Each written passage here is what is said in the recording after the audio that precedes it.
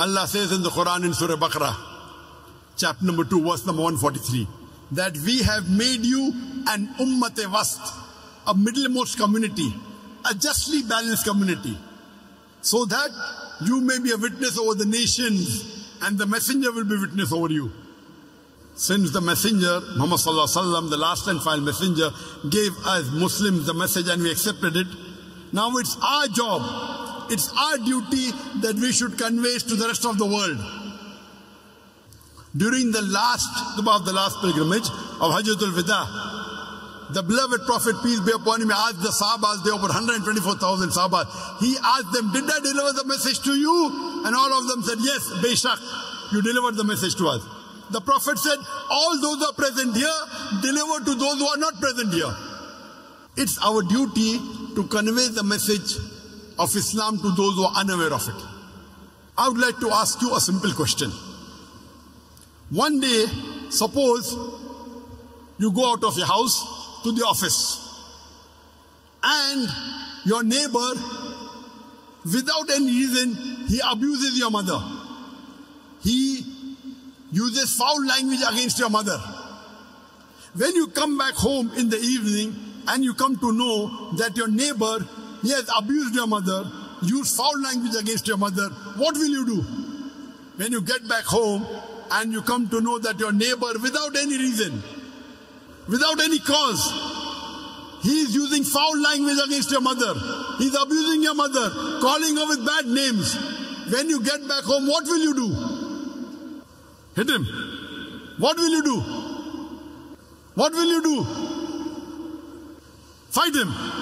What will you do? If your neighbor abuses your mother without any reason, uses foul language against your mother, when you get back home, what will you do? Kill him. Fight him. Break his neck. Someone is saying we should fight him, we should kill him, we should break his neck, we should hit him. Allah subhanahu wa ta'ala is telling us in the Quran, in Surah Maryam, chapter number 19, verse number 88 to 92. They, the Christian, they are using foul language against Allah subhanahu wa ta'ala. They say Allah has begotten a son. It is the biggest abuse you can give to Allah. It is the most heinous thing you can say to Allah. Allah is saying in Surah Maryam, chapter number 19, verse number 88 to 92, that they, the non-Muslims, the Christians, the other non-Muslims, they are saying that Allah has begotten a son. It is the most heinous thing you can say to Allah.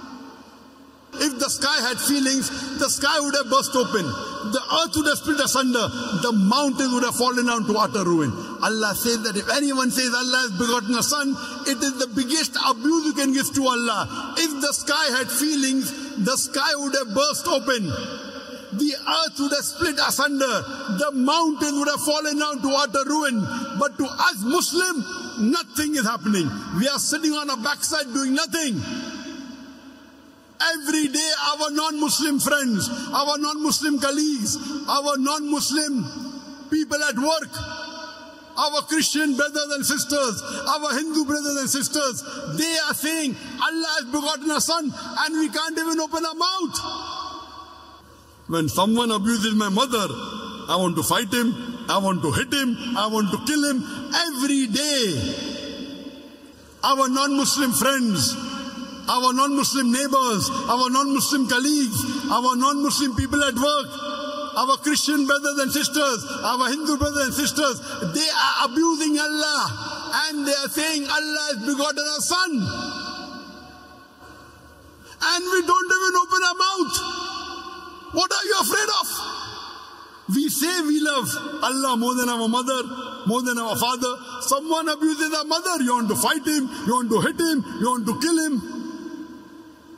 Our non-Muslim friends, every day they are abusing Allah. I'm not telling you fight them. I'm not telling you hit them. I'm not telling you kill them. That's not allowed in Islam.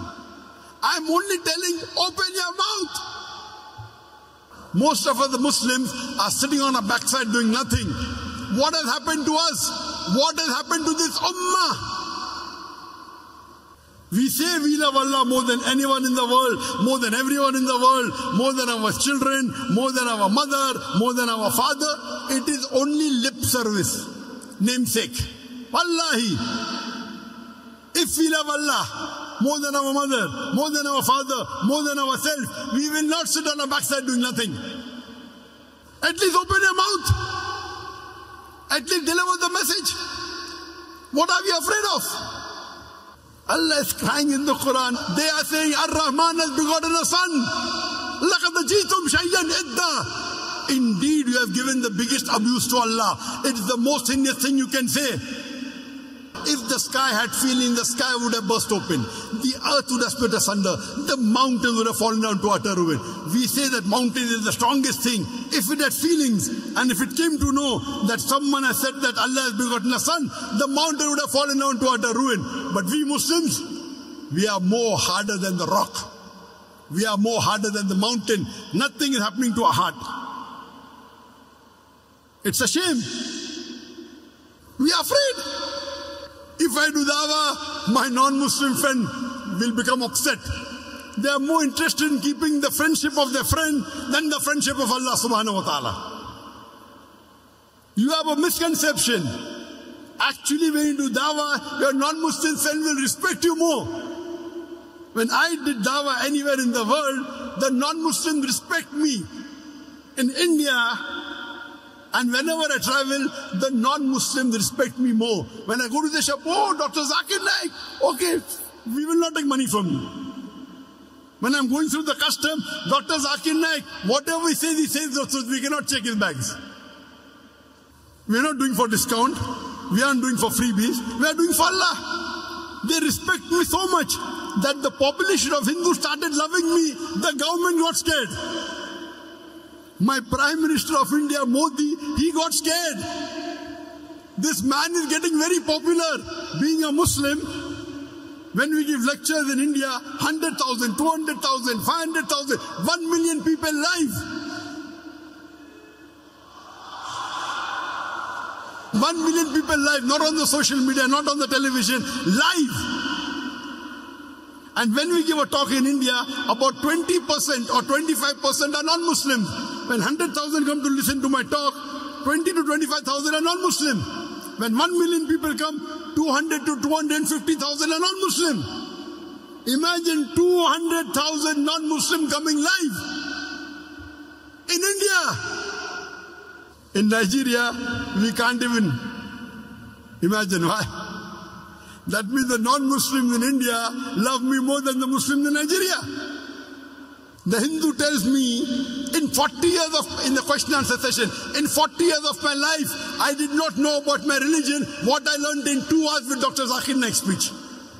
When non-Muslims started accepting Islam, my Prime Minister Modi, his vote bank was getting disrupted.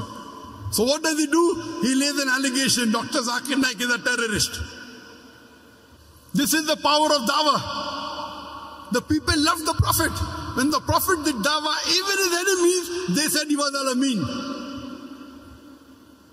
When they went outside the town, they used to give their wealth with the Prophet. Even though they were against him, this man, he will not cheat. We Muslims should be following the footsteps of the Prophet and the Sahabas. Believe me, whenever I go in other parts of the world, when I travel in the Western countries, when I went to UK, to other parts, again 25,000 people coming. When the crowd gets large, the government gets a bit scared, the non-Muslim government. So we are going by air on satellite, we are going by social media. And believe me, whenever I meet non-Muslim, most of them, not 100%, but more than 95%, the non-Muslims, they have seen my lectures, they respect me, they love me. And many of them, they accept the truth of Islam. It is the politicians who say, okay, now it's getting popular, we'll lose our vote bank. So even in Malaysia, the people who are against me are the politicians. Therefore, I suit the politicians in Malaysia. The Hindus in Malaysia, they love me. When I go to a doctor, he turns out to be Hindu. Oh, Dr. Zakir Naik, how can I charge from you? I see your videos on YouTube. It is the politicians in India and the politician non-Muslims in Malaysia who have a problem with me. Because they cannot face the truth. For the vote bank, they have to malign so that they get vote bank.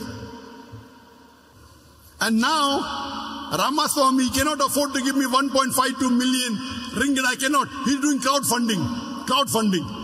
Imagine with that 1.52 million ringgit, $320,000, 383 million naira, if he gives to the poor Indians in Malaysia, it will be benefit.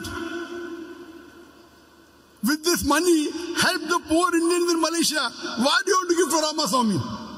He made a mistake. I have nothing against Dr. Zakir Naik. I did it for the public. Who told you to do it? Laying allegations against me, calling me a Satan, calling me a terrorist. The judge gave him a fine. And now, he's going begging for money. If you made a mistake, you should pay. Why are you asking the other Hindus to pay for you? I would want this money collected by him should be given to the poor Indians to uplift them in Malaysia. Not for the... If you made a mistake, you pay from your wealth. So we have a misconception that if you do dawah, you will lose your friendship. You will lose your business. You will lose your house. And even if you do, what is a better way than to give it in the way of Allah subhanahu wa ta'ala? What is better than that? Allah will give you 700 times. And when my Prime Minister Modi, when he laid allegation, I had to do hijrah. In 2016, 7 years back, I did hijrah from India to Malaysia. And all my property, all my wealth, big amount, all sacrificed in the way of Allah. My family members did not even bat an eyelid. They did not even frown. Imagine all this wealth has been taken by the kafir because I'm a da'i. What better business deal is this? Imagine sometime earthquake comes, your house is gone. You do business, you lose money in business. This, all my wealth, my house is gone to the kafir because I'm a da'i. In the way of Allah, what better business deal is this? Every night I used to pray in India that, oh my Lord, Ya Allah, let my life and my wealth be sacrificed for you. Allah heard half my dua. My wealth is gone for the way of Allah. Now I'm waiting for the second half of the dua. Even in my life, I pray that may I be martyred in the way of Allah.